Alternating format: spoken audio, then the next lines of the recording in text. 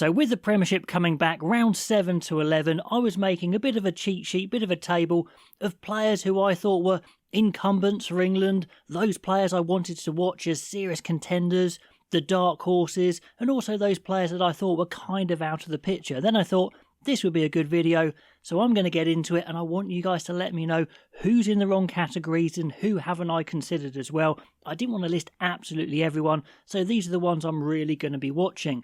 I'm going to be watching some live Premiership games coming up, and I wanted to have a look at people in real life. So welcome to this video, supported by Sports News Blitz, a great place to go for sporting content, articles and podcasts, so do check them out. Let's get into this. Now, the 4 categories I'm going for, I'd love you to tell me where I'm wrong. Loose head prop straight in there. I see Ellis Genge and Finn Baxter as the only incumbents. Marler's obviously retired now from England and the whole thing. That was a bit of a surprise, not playing rugby at all. But who's going to be the third? That's just the question there for me. Now, in the past, Rod seems to be favoured, but I'm kind of thinking that Hoeken could be the man to come in there. Or maybe I'll put as a dark horse Asher Apoko-Fajor, because he's mainly a tight head, but then played loose head again for the A's, and he's played loose head for under 20, so he can do both. So maybe he'll be in as the third loose head. I don't know. That's going to be really interesting. But certainly 3 big contenders, can be watching them very closely. Hoeken, I think, has the highest ceiling, the guy who has yet to fulfil his full potential. Barno, it's kind of now or never, and then if he's not picked, I think he'll probably be out of the running, actually. But that's how I see it there. Hooker-wise, it's George, Cowan-Dickie and Dan. In what order? Well, of course, George is first, and it looks like Cowan-Dickie has leapfrogged Theo Dan as a stronger scrummager, a bit more physical. One of you guys put in the comments a really good description that he was a bit more of a South African type hooker, really physical, chucking himself about. I don't particularly like his missile tackles at the ankles. So in reality, it's probably going to be those 3. O'Gray's been the form guy, I think, over the beginning of the Premiership. Langdon has got loads of potential, but is he big enough? I don't know. O'Gray's not massive either, so I think he's pretty much those 3. Seb Blake is a guy that loads of you have said you need to watch this guy. Haven't seen anything particularly special yet, but I'm going to watch him real closely. As I am Nathan Jabulu, probably still a bit young to be honest, but he's one who, again, could be great. Blamire for Newcastle has got a lot to offer. He's got size, he's got speed. I think his throwing's pretty good, but he's playing for Newcastle and it's hard to look good in a losing cause sometimes. I think if he moved to a different club, it sounds harsh, maybe he'd have a better chance, but I think he's still got something to offer. And out of the running, I think the 2 Jacks who have played for England in the past, Walker and Singleton, I don't think we'll see them again. At tight head prop, we've definitely got Will Stewart. Dan Cole, I think once he's out, I think he's going to be out full stop. But at the moment, I think they probably need him, or they want him at least. So I think Stewart and Cole are the incumbents. And then it's going to be who is going to be the third. I think it's probably going to be Apoko-Fajor, as we saw him come into the team there at the end against Japan. Davison, I think, was a bit of a filler, unfortunately. They didn't really see him as a starter or a guy to feature that much. And the other guy to watch, the dark horse, is Fazagbon of Gloucester. He's massive. He's 6'4". He probably needs to, grow into his frame, get a bit more technique going on there. But he could be great. Is it a bit early in the Six Nations for him? Yeah, maybe. So I'm thinking Apoko-Fajor, and I think they will keep Dan Cole. Second rows, I see 3 incumbents of Atoje Martin and then the now injured Chesham. Hopefully he'll be back for the Six Nations. And it's kind of just a question of which one is going to join them, or 2 if Chesham is still injured. Ezekwe has been trusted. He's not stellar, he's not amazing, but he's trusted. He's playing probably the best he's ever played. I don't think he's world class, but reliable.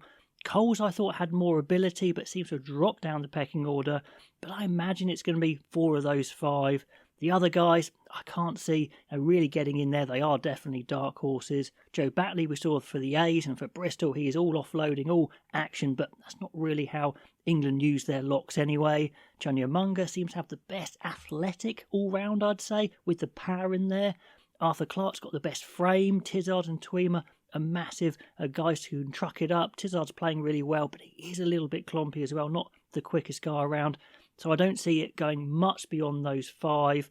And I'm making a prediction that I don't think we'll see Charlie Ewels in the Six Nations squad. I think his time may have gone, but I could be proved wrong. As far as specialist blindsides go, I don't think there's too many around. I think we'll see some infill maybe from the likes of Tom Curry, or down from the second row, the likes of Ollie Chesham, George Martin, but Cunningham South seems to be the incumbent. He will be there in the squad.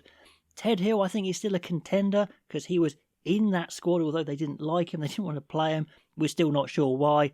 I do hope his breakthrough tournament is the Six Nations. If it's not, maybe his time will never come, and that would be a real shame.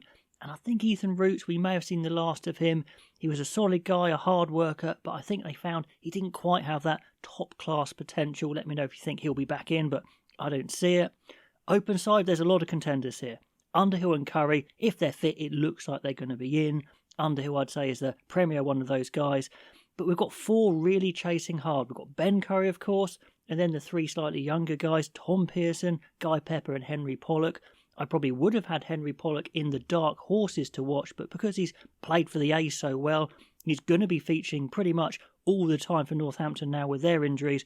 I think he's a definite contender. So with Underhill and Tom Curry picking up injuries all the time anyway, I think we'll see some of those guys feature in there. It would be great to see Pollock get in there, Pepper, Pearson, see how they go. And I don't really see any dark horses now. Pollock is in that category, but let me know if you think there's someone to watch. And Will Evans' time, I think, has gone. Well, his time never came, of course. Been playing so well for Harlequins for so long, but was never picked. Now I think he's off out of England anyway. Jack Willis is at Toulouse, and it seems pretty clear they're not going to be making any extenuating circumstances for him. But still, I think there's a good 6 guys there in the running.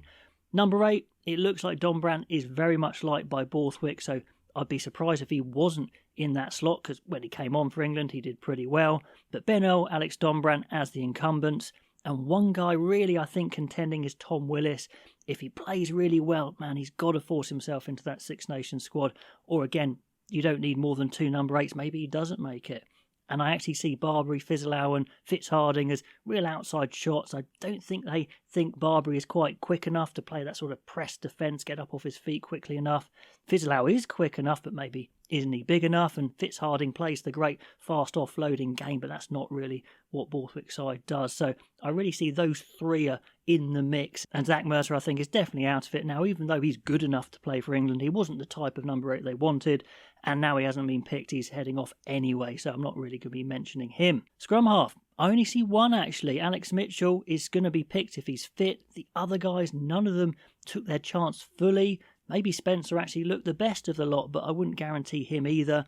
Put in Will Porter from the A squad. I think he's playing really well. And then it's just a fight out of which 2 or 3 of those guys go in the squad, probably 3. Then there's some guys to watch. McParland of Northampton, Bracken of Saracens, 2 young guys there. Quirk has still got plenty of potential, which he hasn't realised.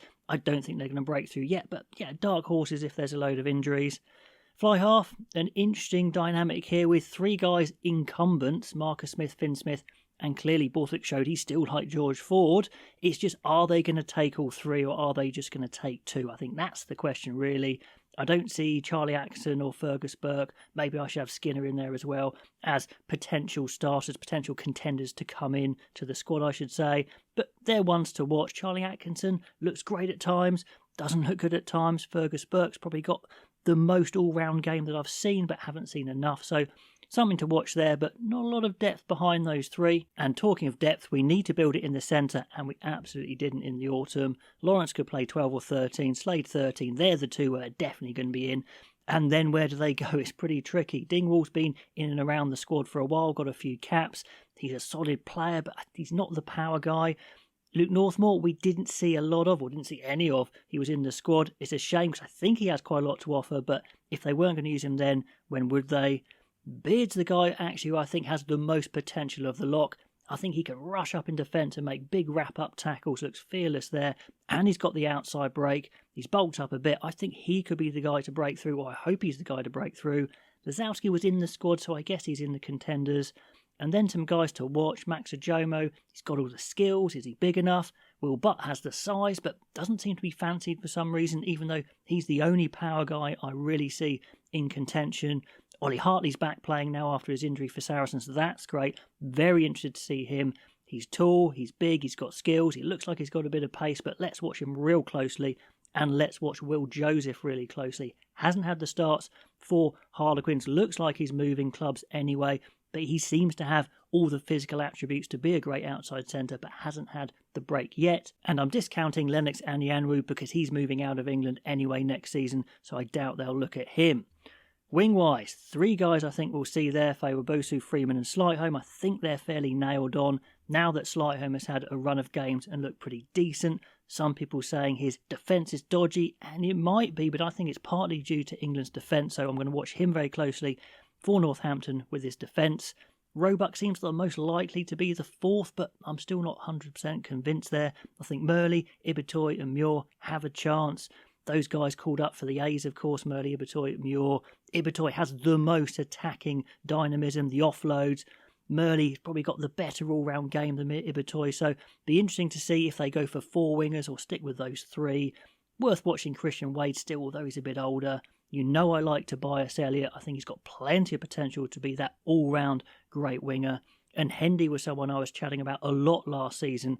Got injured, now he's back. Could he make a charge? And I just feel that Big Joe Thokanasiga, who has been in England sides before, I think his time has gone. I think they've decided he just doesn't quite have the reliable skills.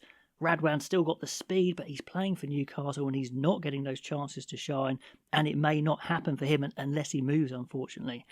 Fullback-wise, it looks like they've settled on Furbank and Stewart as their 2 fullbacks. Like I've said before, wildly different fullbacks. Furbank didn't have the best autumn for sure. Stewart has got good strengths, but some glaring weaknesses as well. It's a tricky one. Who's there as the contenders? Well, Joe Carpenter played very well for England A, but he's more of an attacking centre, really. Josh Hodge is a hell of an attacking centre. We saw in the Premiership Cup last weekend, just a searing break from 80 metres, going around people for fun. No ghosty skills. He's got a big kick as well, but his defence is a worry. Slipped off another cover tackle in that game, so still undecided, but goodness me, he's got some ability for sure. And then at Gloucester, George Barton had a great start to the Premiership, a dead-eye kicker, probably the best kicker I've seen in the Premiership for dead straight kicks. Tom de Glanville looks like he's got his all-round game together now for Bath. And I'm saying that I think we're not going to see Elliot Daly in a squad again. That's quite a big call, but it's just a feeling I've got that they're going to move on. They didn't use him in the autumn, so I don't think he's going to feature again. Anyway, that's my crib sheet. That's what I'm thinking and looking for as I'm watching the Premiership coming through this Christmas period. And let me know who I should be watching instead of these guys. Have I got anybody wrong in the wrong category? I'd love to know your feedback. Like, subscribe if you're into these sorts of videos, and I'll catch you next time.